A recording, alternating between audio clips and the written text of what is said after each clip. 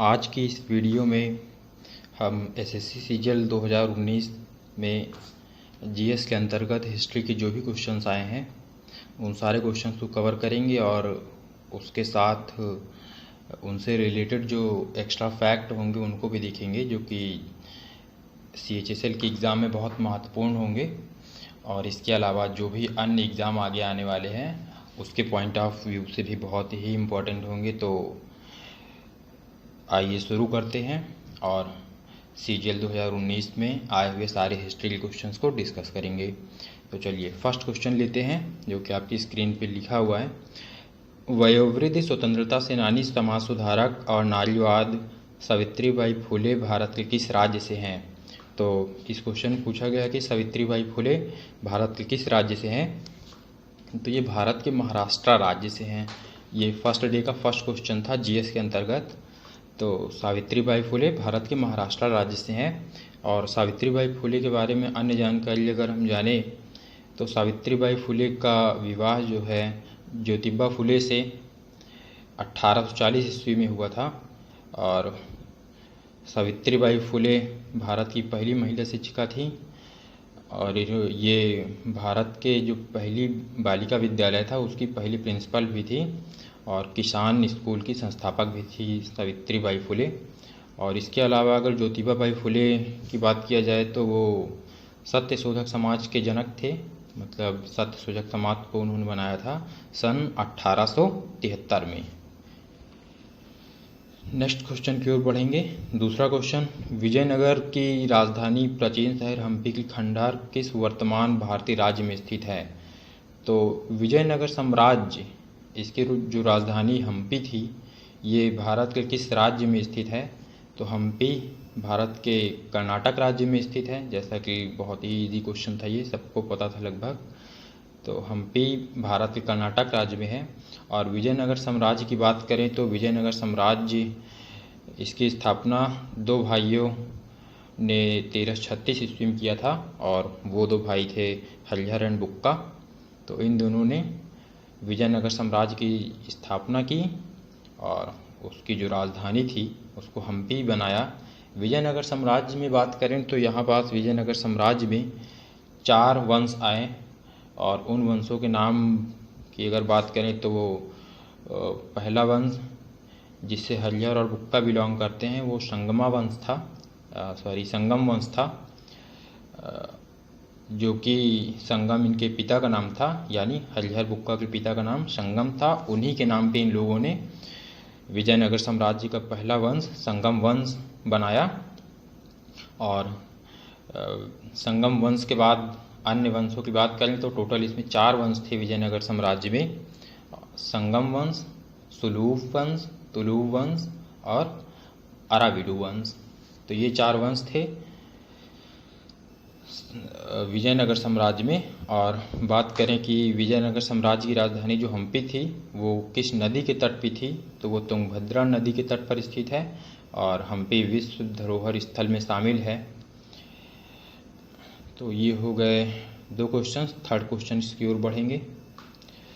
बहुसर्जक भारतीय चित्रकार मकबूल फिदा हुसैन ने अपनी चित्रकला में जीवंत और मुक्त आत्मा का चित्रण करने के लिए किस पशु का मुख्य रूप से उपयोग किया? सर यहाँ ये मिसप्रिंट हो गया, उपयोग होना चाहिए यहाँ।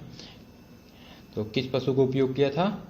मकबूल फिदा हुसैन, बेसिकली एफएम हुसैन जिनको कहते हैं, एफएम हुसैन का पूरा नाम मकबूल फिदा हुसैन है। तो इन्होंने अपनी चित्रकला में चित्रण में घोड़े का इस्तेमाल किया था। और वर्ष 1986 में ये भारत के राज्यसभा में मनोनीत हुए थे। राज्यसभा में सदस्य मनोनीत हुए थे। 1991 में इनको पद्म विभूषण पुरस्कार भी दिया गया था। और एफएम हुसैन की बात करें तो ये महाराष्ट्र में जन्मे थे। चलिए नेक्स्ट क्वेश्चन देखते हैं। लगभग 600 वर्षों तक परित्यक्त रहने के बाद सांची की खोज किस वर्ष की गई थी? तो सांची की खोज, सांची के स्तूप, जैसा कि आप सब नाम जानते होंगे, सांची के स्तूप सभी ने सुना हुआ है। ये 1818 में खोजा गया था। और सांची का जो महान स्तूप है ये सम्राट अशोक ने बनवाया था 3री सदी ईसा पूर्व में। इस सांची की स्तूप की बात करें तो ये किस चीज़ के लिए बनवाया गया था, तो ये बुद्ध के जीवन की घटनाओं के बारे में जानकारी देता है सांची का स्तूप, और ये मध्य प्रदेश के राजस्थान जिले में बेतवा नदी के तट पर स्थित है। ये भी विश्व धरोहर स्थल का पार्ट घोषित हो चुका है। 5th क्वेश्चन की ओर बढ़ते हैं। सर थॉमस रो इंग्लैंड के किंग जेम्स फर्स्ट के आधिकारिक राजदूत के रूप में किस मुगल सम्राट के दरबार में आए थे? तो सर थॉमस रो की बात करें तो ये मुगल काल में जहांगीर के दरबार में आए थे, और जहांगीर की बात करें तो वो अकबर के उत्तराधिकारी थे, और ये इनका शासनकाल 1605 से 1627 ईस्वी तक रहा था। और जहांगीर के जो सबसे बड़े पुत्र थे उनका नाम खुसरो था, और अर्जुन देव ने खुसरो की मदद की थी, इसलिए अर्जुन देव की हत्या करवा दी थी, उनको फांसी दिलवा दी थी जहांगीर ने। और अर्जुन देव ये सिखों के 5वें गुरु थे अर्जुन देव।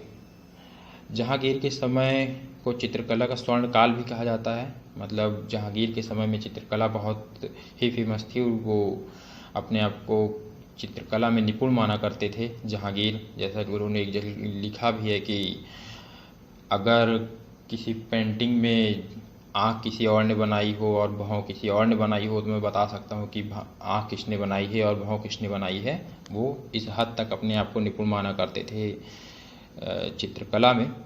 तो क्योंकि वो खुद भी बहुत निपुण थे, तो स्वर्ण काल कहा जाता है चित्रकला का उनके शासनकाल को। और कैप्टन हॉकिंस जो कि पहले अंग्रेज़ थे जो कि मुग़ल दरबार में आए थे, वो भी जहांगीर के ही शासनकाल में आए थे। नेक्स्ट क्वेश्चन की ओर बढ़ेंगे। कोलथुनाडु, वल्लुवनाड और थेक्कुमकोर भारत के किस राज्य में प्राचीन काल के अल्पकालिक राज्य थे? तो ये केरल के अल्पकालिक राज्य थे। इनके बारे में कोई एक्स्ट्रा फैक्ट बात नहीं करेंगे। नेक्स्ट क्वेश्चन की ओर चलते हैं। निम्नलिखित राज्य में से किस राज्य में माधवपुर मेला मनाया जाता है? तो माधवपुर मेला जो है ये गुजरात में मनाया जाता है। ये भगवान श्री कृष्ण और लक्ष्मी रुक्मणी के विवाह के उपलक्ष्य मनाया जाता है गुजरात में मार्च अप्रैल के मंथ में। नेक्स्ट क्वेश्चन देखेंगे। निम्नलिखित में से किसे द लेडी विलिंगटन पार्क के रूप में जाना जाता है? तो जो लोधी गार्डन है इसको लेडी विलिंगटन पार्क के रूप में जाना जाता है। और बात करें कि ये स्थित कहाँ है, तो ये दिल्ली में स्थित है। और ये लेडी विलिंगटन ये वेलिंगटन के मार्क्वेस की पत्नी थी, जो उस समय ब्रिटिश शासनकाल में 1931 से 1936 तक भारत के गवर्नर जनरल थे। नेक्स्ट क्वेश्चन की बात करेंगे। हर्यक वंश का शासन अजातशत्रु किसका पुत्र था? हर्यक वंश का शासक अजातशत्रु किसका पुत्र था? तो हर्यक वंश जो कि मौर्य साम्राज्य के अंतर्गत है, ये किसके पुत्र थे? तो अजातशत्रु बिंबिसार के पुत्र थे। और बिंबिसार की बात करें तो ये हर्यक वंश के संस्थापक थे और इनके पुत्र अजातशत्रु थे। और अजातशत्रु का उपनाम कुड़िक था।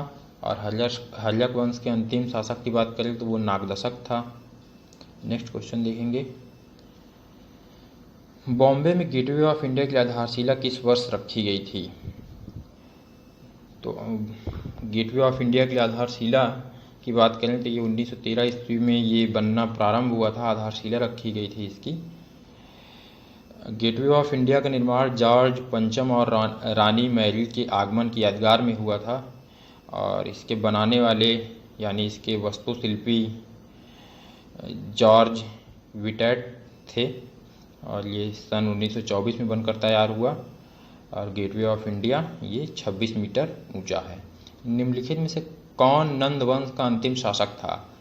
नंद वंश के अंतिम शासक की बात करें तो ये घनानंद नंद वंश के अंतिम शासक थे।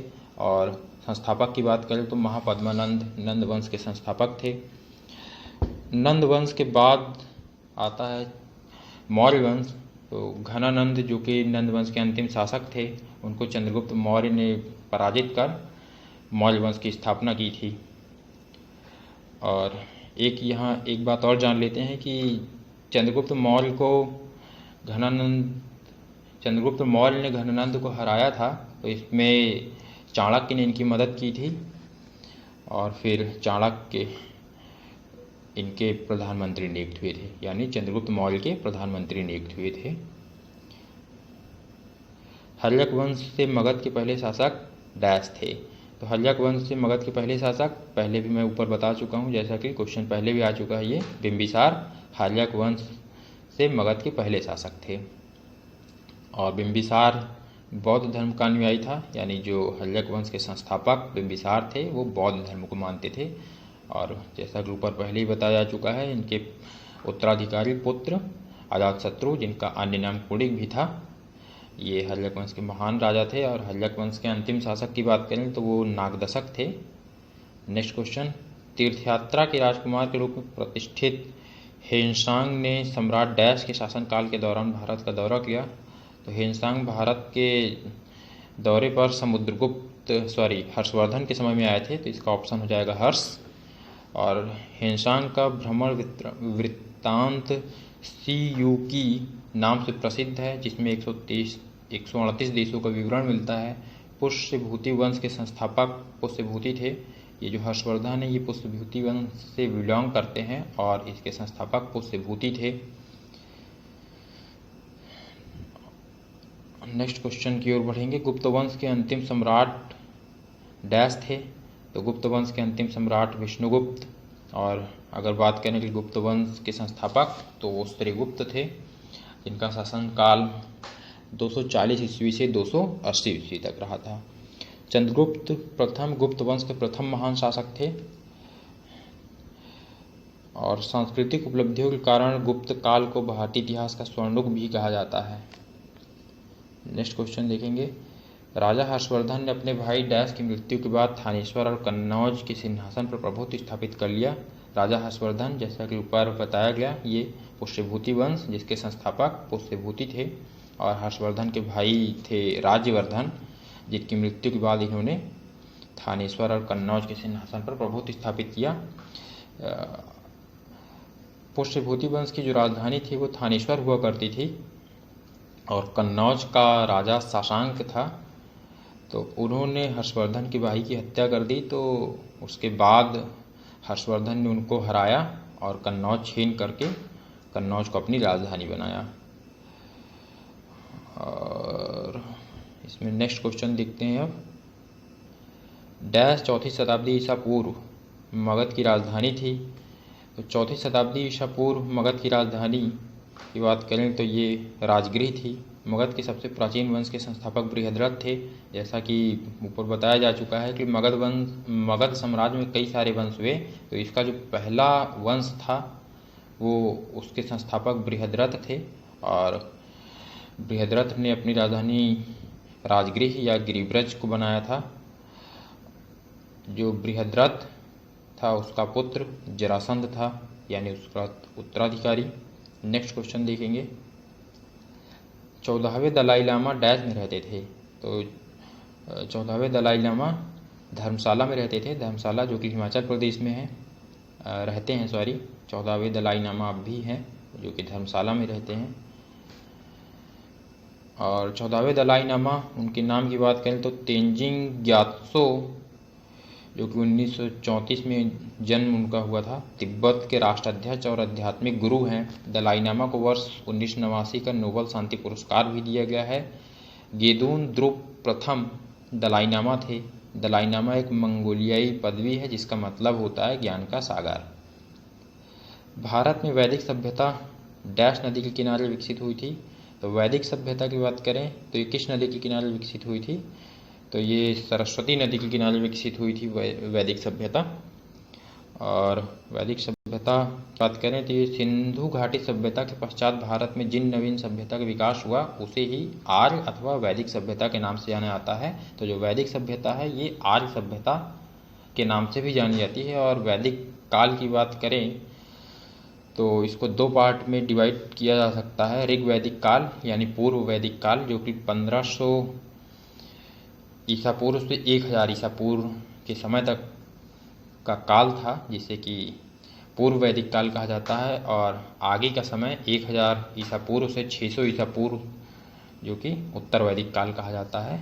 तो वैदिक काल इस तरीके से 2 पार्ट में डिवाइड रहा था। डैश का गोल गुंबद मोहम्मद आदिल शाह का मकबरा है। तो बीजापुर का गोल गुंबद मोहम्मद आदिल शाह का मकबरा है, यानी आंसर बी हो जाएगा इसका। मोहम्मद आदिल शाह बीजापुर के 7वें शासक थे और 1627 में सिंहासन पर बैठे थे। कहाँ के? बीजापुर के सिंहासन पर। बीजापुर जो कि कर्नाटक में स्थित है। गोल गुंबद बीजापुर के सुल्तान मोहम्मद आदिल शाह का मकबरा है, बीजापुर कर्नाटक में स्थित है। ठीक है, नेक्स्ट क्वेश्चन, और जो कि इस वीडियो का लास्ट क्वेश्चन है, देखते हैं। 4वीं शताब्दी ईसा पूर्व में मगध की राजधानी डैश को स्थानांतरित कर दिया गया। तो 4वीं शताब्दी में मगध की राजधानी को पाटलिपुत्र स्थानांतरित कर दिया गया। मगध साम्राज्य की बात करें तो पाटलिपुत्र हल्लक वंश के संस्थापक, जैसा कि ऊपर बताया जा चुका है, हल्लक वंश के संस्थापक बिंबिसार थे और उनके उत्तराधिकारी जो हुए अजातशत्रु, उनके उत्तराधिकारी उदयन थे। इन्होंने राजधानी को राजगृह से पाटलिपुत्र स्थानांतरित किया था। तो ये वीडियो यहीं समाप्त होता है। हिस्ट्री के ये 20 क्वेश्चन हैं विद एक्स्ट्रा फैक्ट्स, जो कि एसएससी सीजीएल 2019 में आए हुए क्वेश्चंस हैं। इसी का ये वीडियो पार्ट 1 है। Next video part 2। इस तरीके से टोटल लगभग हिस्ट्री से लगभग 80 क्वेश्चंस आए हुए हैं टीयर 1 में। सारे questions with extra fact discuss किए जाएंगे। ये पार्ट 1 था। नेक्स्ट पार्ट 2 कल अपलोड होगा। तो नेक्स्ट पार्ट देखने के लिए चैनल को सब्सक्राइब करें और ये वीडियो आप अपने दोस्तों के साथ शेयर भी कर सकते हैं, और अगर आप चाहें तो लाइक भी करें। Thank you. कल नेक्स्ट वीडियो के लिए इंतज़ार करें।